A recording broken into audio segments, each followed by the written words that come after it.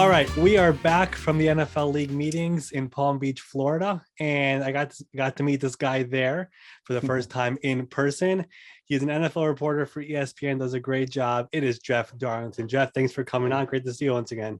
Ari, it's good to see you at these events too. You know, you got to put a face with the Twitter name. It's Yeah, nice. It's nice yeah, to actually spend some time with you and hang out. I appreciate that. No, it was obviously after a few years of being faceless on Twitter, we made a change, got to PFF, made a couple of things different, and it's great to be at all these events, get to see all the different people, get a bit of a different perspective of how the league works. Right. It's See how the sausage is made, huh? exactly. It definitely gives you a different vantage point of everything when you're actually there and get to see everybody. All these coaches that people consider to be rivals are all just hanging out and Right. basically being buddies. So it's pretty awesome to see all that. But, I was just thinking about it. Like, it was my first league meetings that I ever went to. Obviously, didn't have it the last 2 years, but it really feels like the league is in really good hands right now, from like the quality of the game, star players, labor peace, TV deals, all the stadium situations. I mean, like, agenda wise, it felt like the league meetings we just had to be like the lightest owner meetings ever, right?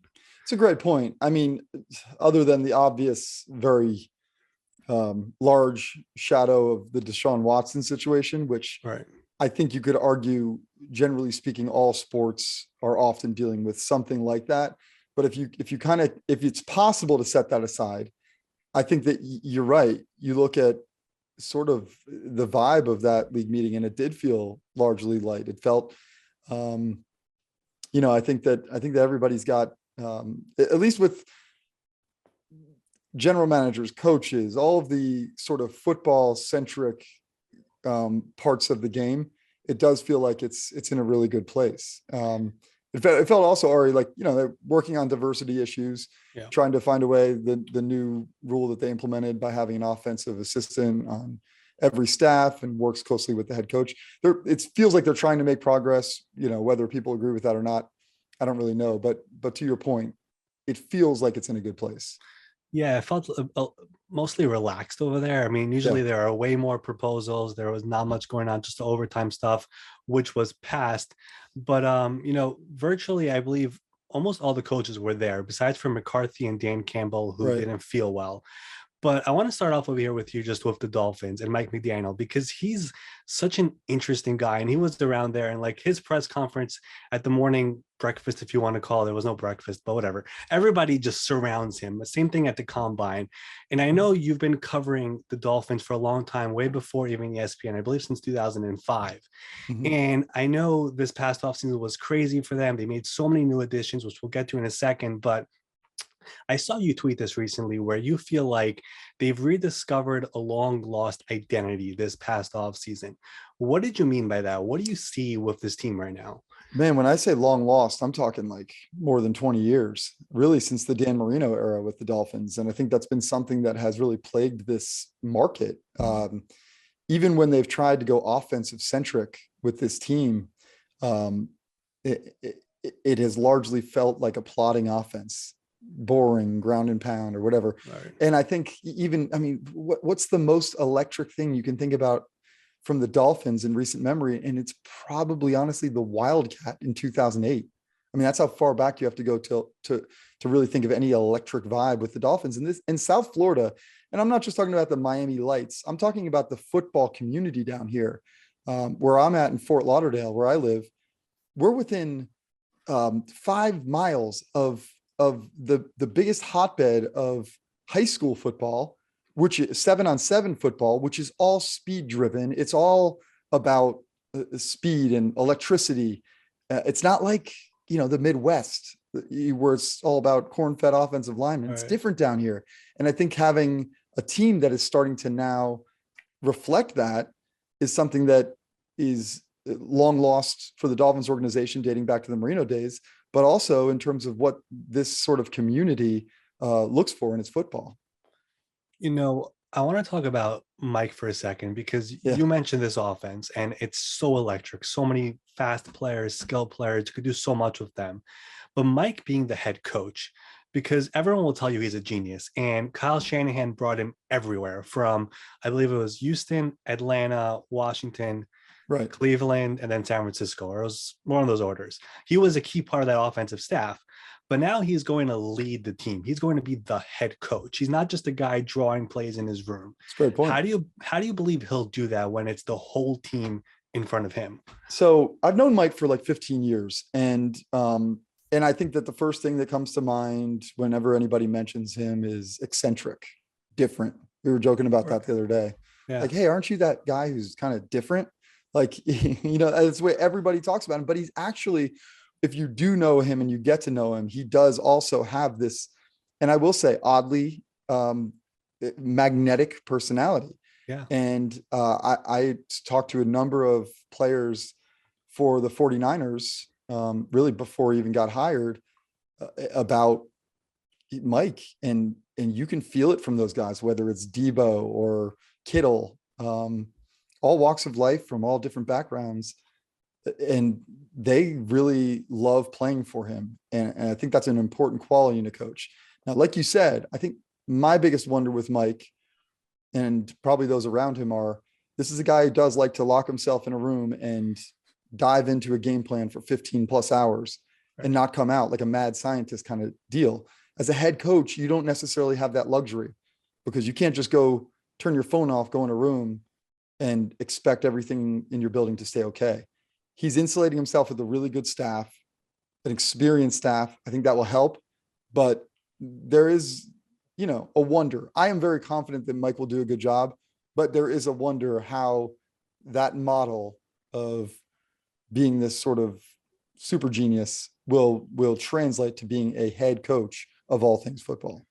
Right. And it's probably like the one thing that I'm most curious about with him, because it's like funny, because I was talking to their PR guy there at the league meetings, and it's like everyone wants to talk to him. And whenever he has a press conference, everyone like expects him to like crack a joke or something. And when he wants to be serious, it's like they don't expect him to be serious, and he wants to be serious. You know what I mean? Like, he's just so different and unique. And I'm just curious to see how would he do in front of the entire team. Now, you look at this team, and the offense is like it's stacked, right? You add Tyreek Hill with Waddle, Chase Edmonds, Cedric Wilson, Mostert, Teron Armstead, and Connor Williams up front. You tag Gesicki, so many players on that team.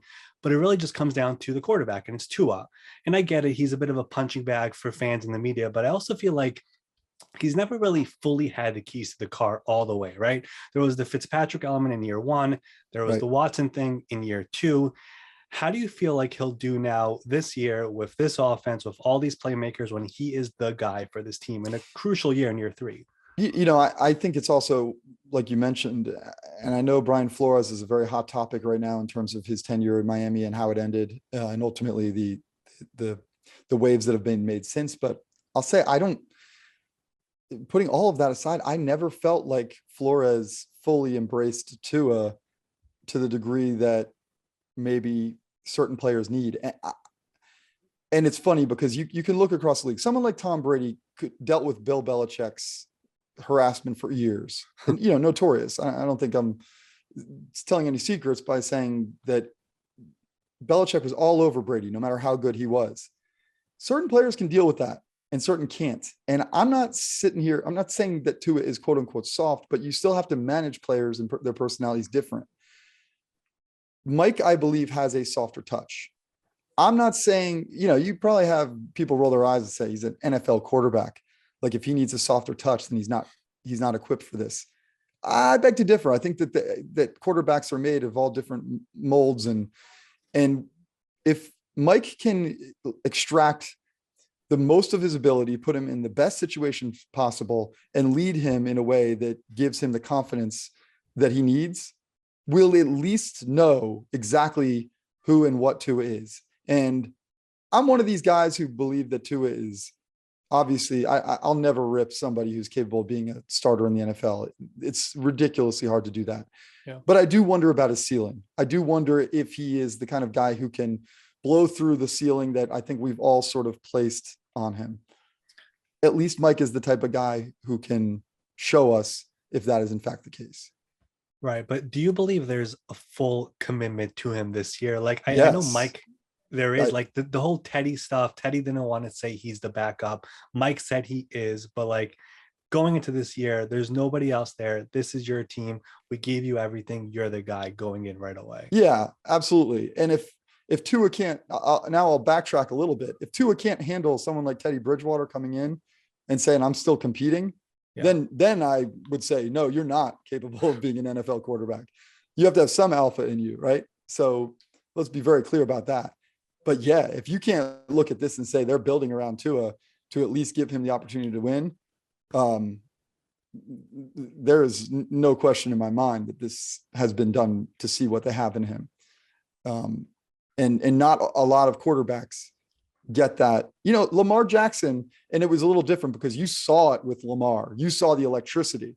And they're two clearly different players. But the Ravens said, okay, this guy's electric and unbelievable, but we need to do things differently in this offense for him if he's going to succeed. And they did that. With Tua, it feels more like, if we didn't have enough around him, let's build it, see what we have. And then, by the way, in a year, you've got 2 first-round picks. If it doesn't work out with Tua this year, not only do you have 2 first-round picks to work with, but you now have also sort of set the bed for a plug-and-play quarterback that you do believe in to come in and succeed. So in both regards, I think the Dolphins have put themselves finally in a situation where they can look at the future and say, I think we're on to something here.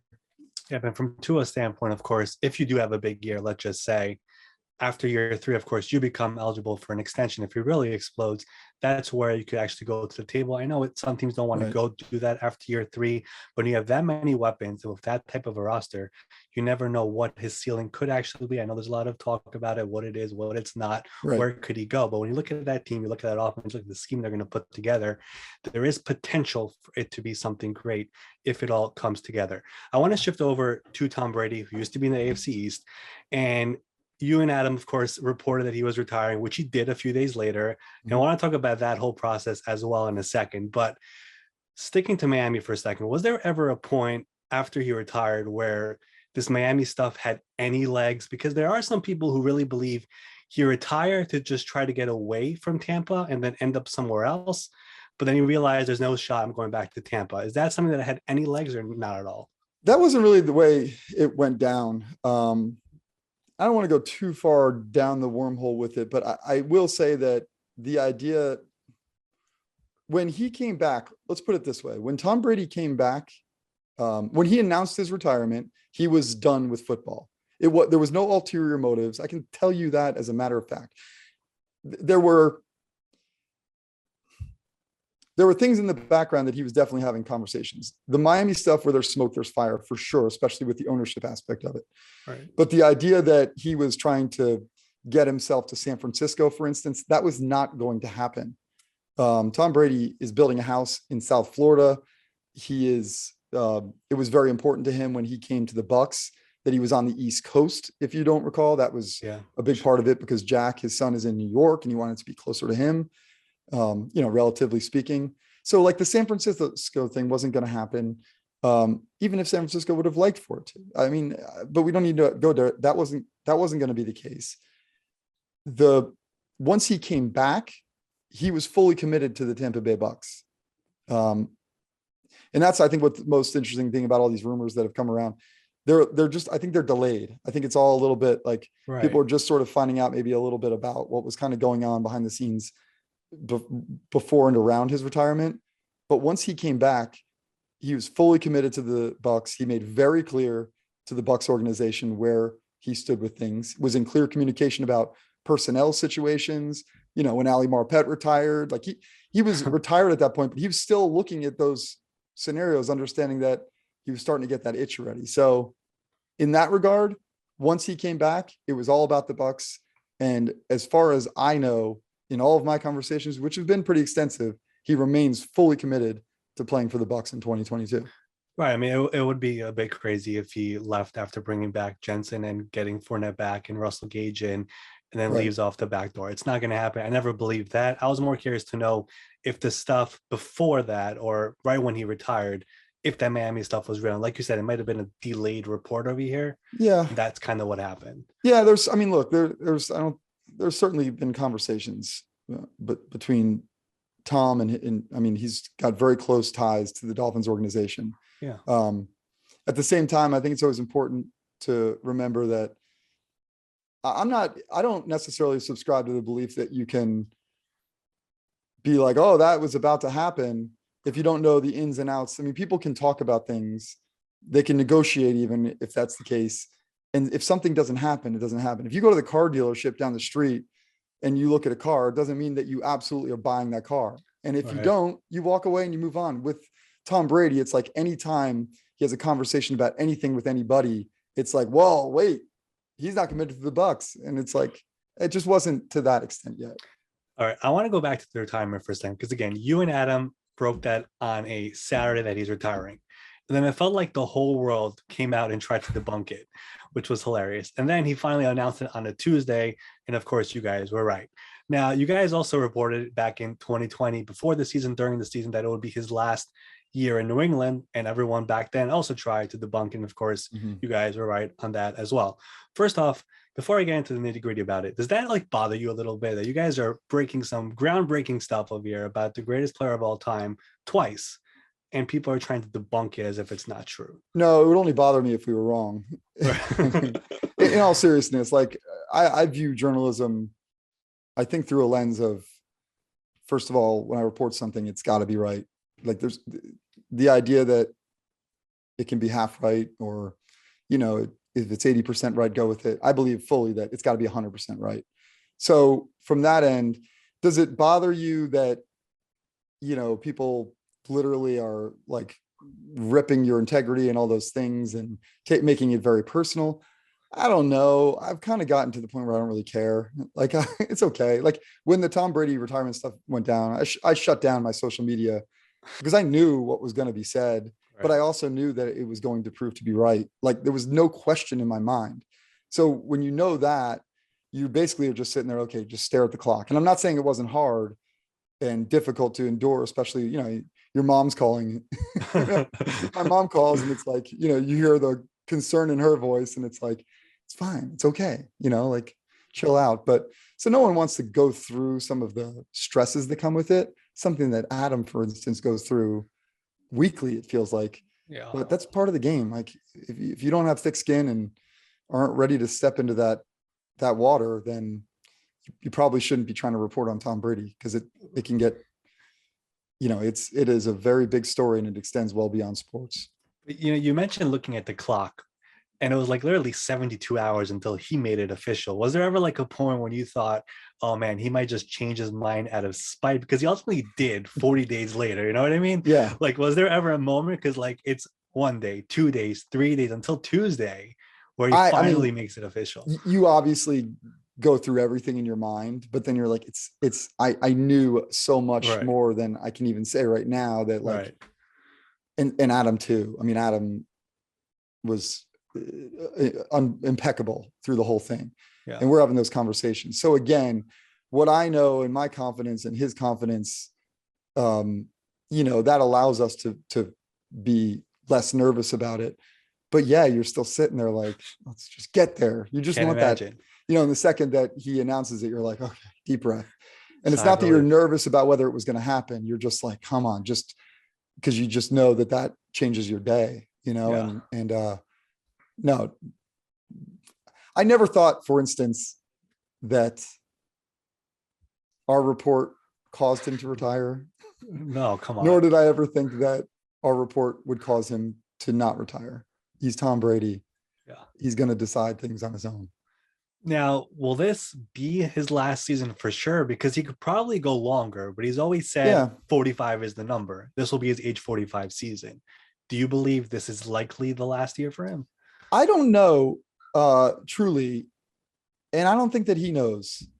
And I would say everything's on the table next year. This is the last year of his contract. You talk about, could he have played somewhere else? The Dolphins thing, like those floodgates will open again. Yeah. And if he wants to close them, fine. But I don't think that he does necessarily think that way. A lot of people, I think, believe that Tom is much more decisive or committal than maybe he actually is. He is obviously meticulous about the way he goes about his football and all those things, but he's not as, I mean, he's process oriented, but he's also a day-to-day kind of guy. And he's, you know, at this age, if next year certain opportunities present themselves, like for instance, Dolphins ownership or something like that, that could change things too. And if they don't present themselves, it could change it where he decides I'll play for the Bucks another year or not. But at this point, I truly do believe, as cliche as it sounds, he's in a year-to-year situation. Right. And looking at, first of all, just this past year, he led the league in touchdowns, led the league in passing yards. He still has a lot of gas left in the tank. And on top Right. of that, the NFC has become far more weaker than what it was, I should say, last year, of all these guys shifting to the other conference. Now, let me enough of the Brady talk. Let me go to some current news over here.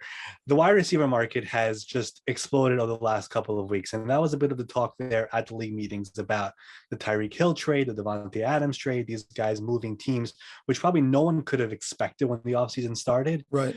But now that it's happened, you look at all these other wide receivers out there who are entering the final year of their deals, and it makes you, wonder if those teams are going to look around and say, we don't want to pay that amount for this receiver. We'll rather trade him and get some more picks like those teams did. Do you think a guy like, let's say DK Metcalf, could he be traded because the Seahawks are in a bit of a remodel, I guess, but he's in the final year of his deal? Do you think teams are willing to do that now because the wide receiver market has exploded? So it's possible, but I would also argue that suddenly when you start to see the Devonta Adams and Tyreek Hill deals, at some point you've got to say, okay, this isn't just an outlier. This is the new market. And if that's the case, if you're the Seahawks, or now in the case of the Chiefs, like, yeah, maybe you can go out and get Jarvis Landry for a little bit cheaper. But if you want the top tier receiver, you're going to have to pay that amount. And I think the Dolphins ultimately will look back and as long as Tyreek Hill's production remains what we expect it to be, they'll look back and say, in 2 years, the contract doesn't look that bad, that it actually meets where the rest of the market is. I had someone at the owners meetings tell me too, that they weren't surprised by some of the numbers that, some of these markets being reset from the standpoint. And I haven't really dug into this and I'm not really smart enough. You're actually much better at this stuff than I am, but just from a cap standpoint, you had the COVID situation last year that reduced the revenue and the salary cap spending, and that's going to eventually even back out at some point. It's basically there already. It's So almost it's there. so now all of a sudden teams can feel more confident in spending money, right? Yeah, because so the TV deals are expected to hit next year, and the cap is going to rise to usually it goes up by 10 million every year. It went down by 10 during COVID, it went up by 20 this year. So it's back to where it's supposed to be. Right. Now it's expected to go up even higher because of these TV deals. But the wide receiver market and the quarterback market are the only ones that have really just took off since. Maybe other positions also do. They'll But for follow, now, right? yeah, I mean, and that's always that's a matter of a trend too in just the terms of right. But needs. the thing with the wide receivers though is that unlike quarterbacks, it's, I guess, I don't want to say easier, but there are so many wide receivers available out there, especially in the draft. Like you can find a guy like a AJ Brown in the second round, Terry McLaurin third round, Oh all shit, these Tyreek guys Hill was what, a fifth round pick? fifth round, right? Yeah, Exactly. so Quarterbacks are in Tom Brady's in the sixth round every year, right? It's right. impossible to find that. The reason behind maybe trading a DK when you are right now in a bit of a remodel, not a rebuild, but Russell Wilson's no longer there. You're still looking for the quarterback. Maybe it's Right. Drew Lock, maybe not, but it's more of, if we trade him now, get more draft picks, we're now winning right now. So should we put $30 million on this guy when we're now winning at this point? It's kind of similar to maybe Kenny Galladay with the Lions, if you remember, Yep. where they let him walk in for agency. We're not winning now, so why pay the guy now? You know what I mean? Yeah, I get that, but I agree. And I think that's why a trade can obviously make sense for two teams. Whereas a team like the Dolphins, like, we need this speed or we're not going to even have a Right. chance. So, but I think that as the market, I think you're going to see these players getting paid that amount. And if that's the case, if that's the quote unquote new normal, then in a couple years, you're going to be paying a receiver anyway. But to your point, not if they're on a rookie contract. And obviously that's what every team is striving to find. Yeah, that's where it gets a little bit complicated. And there are so many other receivers besides DK. I mean, I think Terry McLaurin in Washington, I don't think he goes anywhere. Debo Samuel in San Francisco, I don't think he's going anywhere. But those guys are all eligible for an extension. AJ Brown in Tennessee as well, eligible for an extension. I think the what's his name? Stephon Diggs in I was Buffalo, going to say another guy. Diggs. Good Yeah, example. he's at 14 million right now, but that team is going all in. So it makes sense to pay him right now. I'm more curious to know what goes on with DK because I don't really know where Seattle is right now. He's only 24 years old. He's still very Fair. young. I just don't know exactly if they are willing to put all that money down for him right now. Let's go over to some quarterbacks because the quarterback movement has also been a bit crazy this offseason. And, Russell Wilson, Deshaun Watson, but there are two guys who are still with their teams who many thought would get traded, and that is Jimmy Garoppolo and then Baker Mayfield, of course, with Deshaun Watson coming in. Do you believe those teams are a bit stuck right now? Like, what do you do? What do you do with these guys? I think that they're stuck for separate reasons. I know at the owners' meetings, Kyle was saying essentially, we're not cutting Jimmy G. We'll keep him if we want to. Personally, I think that that's strategic in the sense that that's what you have to say to generate leverage. If everybody thinks you're going to cut the guy, they're not going to trade for him. And that's where the Browns are a little bit stuck because everybody knows you're not keeping him no matter what. This is not a Trey Lance, Jimmy G situation where at least you could sort of fake that Jimmy G will come back, which I don't believe he will. Excuse me. Baker, and here's the other thing about Jimmy. He's still recovering from surgery. Yeah. So he's not even able to throw yet. So if I'm a team about to make that investment, I'm at least waiting till closer to the draft and likely after that to know exactly where he stands medically. So I think eventually Jimmy's got a great reputation. You know what you're getting in terms of, I think he'll find a job at some point, whether it's a head or a top job, we'll see. Baker is a totally different beast because the Browns have showed their cards. They have to come down. They can't expect right now. They want someone to take on his contract. Like it's just not going to happen. Yeah. It won't happen. So until they change, and maybe they should wait too, to kind of see what happens with the market. There's no reason to rush the situation right now. You're not in the building with these guys at this point anyway. Teddy Bridgewater didn't get traded till April 28th. So what are we at? March 30th. So last year when Teddy went from Carolina to Denver, Denver ends up taking on some of that salary. It was only a 6th-round pick. To me, that's where this goes with Baker. But again, I think it's important to remember just because it's March doesn't mean that teams don't want Baker or Jimmy, and aren't ultimately eventually willing to bring them on. I just think right now they don't really have the reason to pull the trigger. Yeah, it's definitely complicated. And Baker is even more interesting to me because I don't really know where the landing spots are besides for Seattle, then maybe Carolina, but I don't know how committed they are to getting a guy like him because I don't know if you remember, Ben McAdoo once said after he was fired by the Giants that he was the number 6 quarterback on our board and he's the offensive coordinator now. So it's like, I don't know how much they would want to bring him in. So I don't really know where the market is. And you mentioned the 19 million that they're going to be on the hook for. They would have to eat some of that money as well. And It feels like, I don't know, a team like San Francisco, I know he had the surgery, but it felt like they were okay with waiting. And that might have been a mistake, if you know what I mean. Like, True. Could that be, if it, like the Colts didn't wait on Carson Wentz. They made the move right away, got great value. Right. It felt like the 49ers were like waiting for the Watson thing to go down. And then Matt Ryan got traded, which took away another landing spot. That's a good point. And now they're stuck. Does it make some sense to you? It does. Yeah. I mean, you got to decide where you want to, when you want to jump. and maybe they did wait a little bit, but again, I think that we, especially in this industry, get a little caught up in, as each day passes, every day I'm getting my notes on what I'm going to talk about on the show. And every day it's like, what do you have on Jimmy G? What do you have on Baker? Right. It's like teams, as you probably saw at the owners meetings, like it's March 30th. Like they're not in, they just went through the big wave of free agency. They're not really in roster construction mode. They're in draft prep mode. And then after that, you kind of see where you're at. Literally, if Baker or Jimmy sign anytime between now and August, what's the difference? Literally, right. There is none. Cam Newton ultimately eventually signed with the Patriots in what? July, yeah. July? Yeah. So I get it. It's significant to talk about. I just think that just because those guys don't have a home right now is not an indication of the league saying that Jimmy G and Baker Mayfield suck at the quarterback position.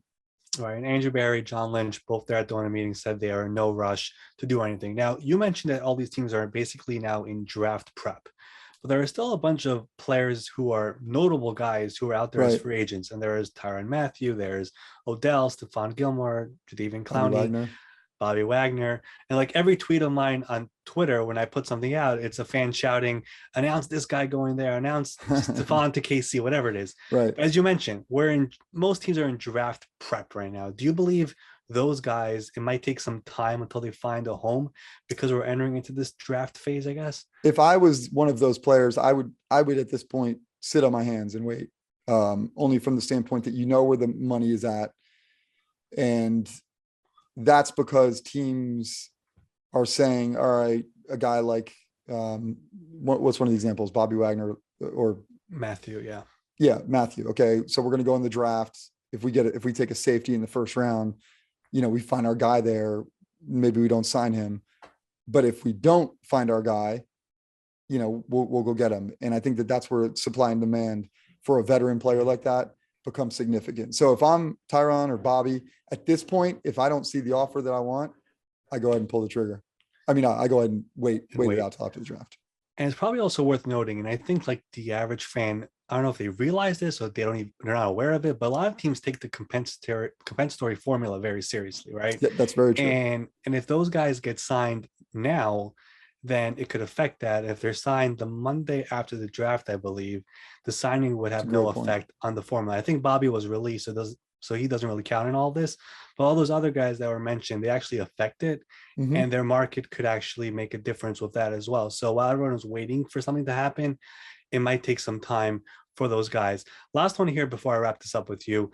We've seen a lot of movement around the NFL, and you probably spoke to so many different people there at the owners' meetings, but is there a team that you believe is moving in the right direction and is going to bounce back next season after maybe a tough 2021? That's a really good question. We talked about the Dolphins ad nauseum. That's obviously a pretty easy one to look at and say, whether it happens or not, it's going to be fascinating. I'll give you a second to think of some teams here. Yeah. It's tough because there are so many teams that are like on that middle to top level, and like there aren't that many teams who are like towards the bottom. I mean, like that's a good point. Like it's crazy. The AFC, only 7 teams make the playoffs, but you can make an argument for like 10, 11 of them. A good strong argument. I mean, and look at the division. I guess we should be looking at the Browns as soon as we're able to get past the off the field conversation that is obviously hotly debated about Deshaun Watson. Yeah. Once we finally start to look at the fact that if he is on the field and not suspended, you got to think that the Browns are suddenly, there's a reason they sold their soul. They should be really good, right? They should be incredible. I mean, if you look at that roster, from all the teams that were going after Deshaun, they by far had the best roster. The offensive line is one of the best in the NFL. They have the 2 highest paid guards, I believe, in the league. They have great offensive tackles. They have a great running game, wide receivers with Cooper coming in. Yeah. It's a stacked roster. It really just depends on what happens with Deshaun. And really, you look at the AFC North. I mean, we didn't talk about Pittsburgh, but I don't really know if they're fully. Yeah. Mitch Trubisky doesn't make me think Pittsburgh is going to be any closer. I also don't think that contract that he signed means he's the starter. I mean, like, I know there's a lot of talk about the quarterbacks in this draft. They're picking at 20. They've been everywhere. I don't really buy into the whole thing. Oh, they're there. That means they like the guy. Right. But I also think Kevin Colbert, who's retiring, I don't think he wants to leave that organization with Trubisky as the guy. I think he wants to draft the guy, and that's my guy before I left. Similar to Ozzie Newsome with Lamar, if you remember. Or Baker, if they could find a way to get him, if the Browns would cut him. That to me is still the one that makes the most sense. But that would be wild if that was to happen. I'm getting off track, but yeah, I mean, you look at the Browns though, and if we were able to be like the Browns, if I was able to be like the Browns when they're doing this Deshaun Watson deal and somehow compartmentalize football from the off the field stuff, which they've seemingly somehow managed to do, I have no idea how. Yeah. You would say, oh my God, the Browns just got a top 5 quarterback. The guaranteed money makes sense. The trade compensation makes sense. It all makes sense. And now you have set the table for this incredible run. So the Browns are incredibly intriguing again. If ifs were fifths, we'd all be drunk. Yeah. You can assume that Deshaun Watson's legal situation is not going to impact him on the field. Yep. And they're definitely going to be a very hot topic button once we get to training camp and everything. I don't think we're anywhere close to, stopping to talk about the Browns. And there's a lot of discussion about them, about Watson and everything. But who are your teams, Ari? Who do you think is going to do it? It's a really interesting level of parity right now. Yeah. So I am kind of on I don't know if they really count, but the Chargers are the one team for sure that kind of count. I think they only count because they faltered this year a little bit. Right. They didn't make the playoffs, so they kind of count. The sleeper team for me, and I would have loved to pick them if they got Tyreek, but it's the Jets that I'm really cautiously that's because you're up about. in Queens. Nothing to do with that. I'm not a Jets fan. I have nothing to do with that. I just like the way they're building the roster. I mean, it's a very I don't know. It's like they're not being too aggressive. I know it's very conservative, but they're taking their time. It really all depends on Zach, obviously. But like, I look at that team and I look at that defense and the pieces they've added. They get Carl Lawson back. I just feel like they're doing it the right way. But if they see Zach take it to the next level, and I feel like they need one more piece to make it happen on offense. But if they get that and he actually excels, next year is the year where Joe Douglas and Robert Saleh go all out to try to make this roster legit. That's the way I look at them. All right. Well, sounds like, you can say it, but it sounds like a Queens guy talking. Whatever. I mean, the thing is, I'll just tell you this much. I have a lot of conversations with Jets fans here, and they are so annoyed at the team for not being aggressive, for not getting Chandler Jones, for not going, give up the number 10 pick for Tyreek, just do it, whatever it is. And I'm like, no, you can't do that because you can't. And that's where I think the Dolphins are oddly, we're talking, God, people must be so bored hearing about Dolphins and Jets, but the Dolphins are seemingly have been that team building the right way in a lot of ways and waiting for a moment like this to pull the trigger on something. Of course, that still comes back. If you had Zach Wilson instead of Tua, you'd you'd really be thinking the Dolphins were about to surge. And to your point, maybe the Jets are just, I would argue, a year behind. I don't think that they're quite there. They're not there knocking yet. On the door. They're not there yet. I just like the approach they're taking. It's a slow approach, but it's not the aggressive approach like their previous regime. It's more like, we'll do this slowly but surely, and eventually we'll be at the right spot. It's hard for them because they're in that crazy AFC. That's where the hard part comes in. AFC is going to be just nuts. That's where the hard part comes in. I'm not saying they're a playoff team, but if Zach plays the way a number 2 overall pick should play, right, I feel like the roster construction, the way they're doing it, is the right way. That's what I'm trying to say. Okay, that's fair. That was a rational take. I think they have the right people in the building as well for the first time in a long time. That's the other part. So we'll see what happens with them. I think the NFL offseason, it's definitely cooled down a little bit, but we have the draft coming up in 4 weeks, exactly 4 weeks from when this is going to drop on Thursday. So Jeff, I want to thank you for taking the time. Everyone can follow you on Twitter and Instagram. It is at Jeff Darlington. Thanks for coming on. Hopefully we could do this again later in the offseason. Thanks, Ari. I appreciate you, man.